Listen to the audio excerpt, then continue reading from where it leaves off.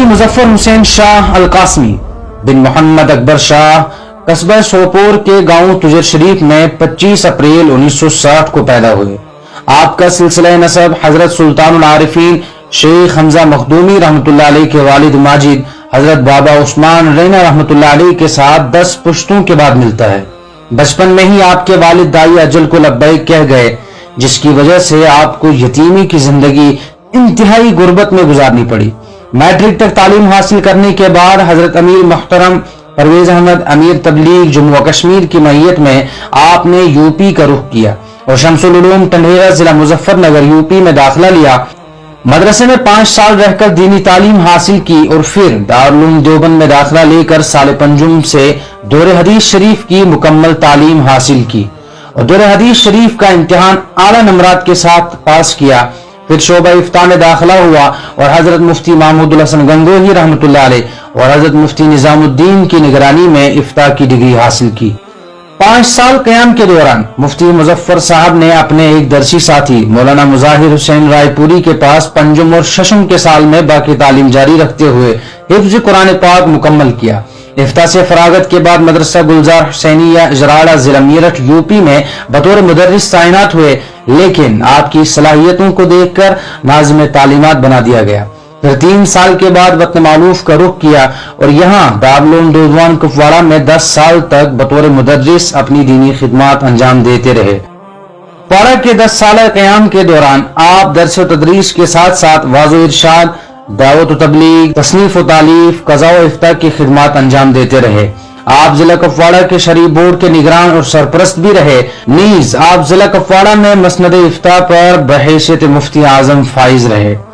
2000 میں آپ نے جامعہ اسلامیہ دارالعلوم سوپور کا رخ کیا، جہاں آپ صدر مفتی، صدر المدرسین اور ناظم تعلیمات جیسے عہدوں پر فائز ہوئے۔ پھر 2007 کے اخیر میں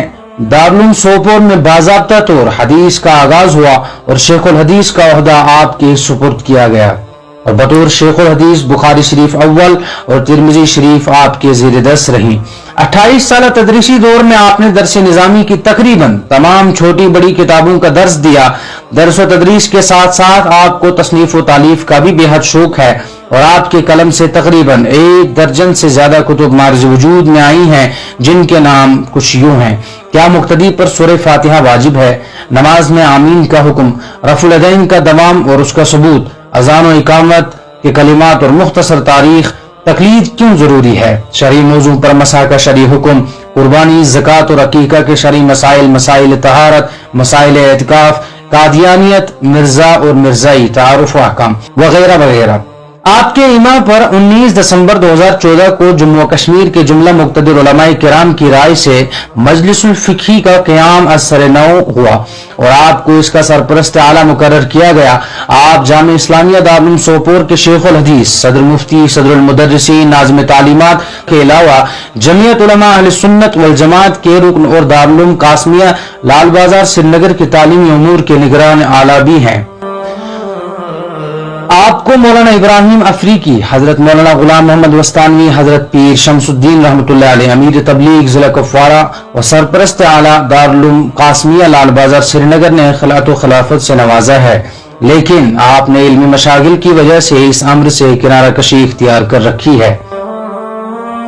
ازہر کشمیر دارالعلوم رحیمیہ بانڈی پورہ کشمیر کے شیخ الحدیث و صدر مفتی حضرت مفتی نذیر احمد صاحب قاسمی مفتی مظفر حسین کے علمی تحقیقی مزاج کے بہت بڑے مداح ہیں۔ آپ مختلف کتب کی تقاریض میں اس کا برملا اظہار بھی کر چکے ہیں، چنانچہ لکھتے ہیں کہ موصوف کو اللہ تعالیٰ نے علم و تحقیق کا ایک خاص مزاج عطا فرمایا ہے اور حق یہ ہے کہ کشمیر کے تمام معاصر علماء میں مفتی مظفر حسین صاحب القاسمی تحقیق کے جن اوصاف سے متصف ہیں وہ سب سے فائق تر ہیں اور ہم سب کی دعاؤں اور اپنے تلامذہ اور چاہنے والوں کی نیک تمناؤں سے روبہ عروج ہیں اور مزید رفعتوں کی طرف نحو پرواز بھی۔ دارالعلوم سوپور میں شیخ الحدیث دسیوں تحقیقی کتابوں کے مرتب اور وادی کے طول و عرض میں اپنے مخصوص طرز باز سے امت کی دینی نفع رسانی میں سرگرم ہیں۔ حضرت مفتی مظفر صاحب ہی کی کتاب قادیانیت، مرزا اور مرزائی، تعارف و احکام کی تقریض لکھتے ہوئے ایک جگہ رقم تراز ہیں کہ زیر نظر کتاب ہمارے رفیق محترم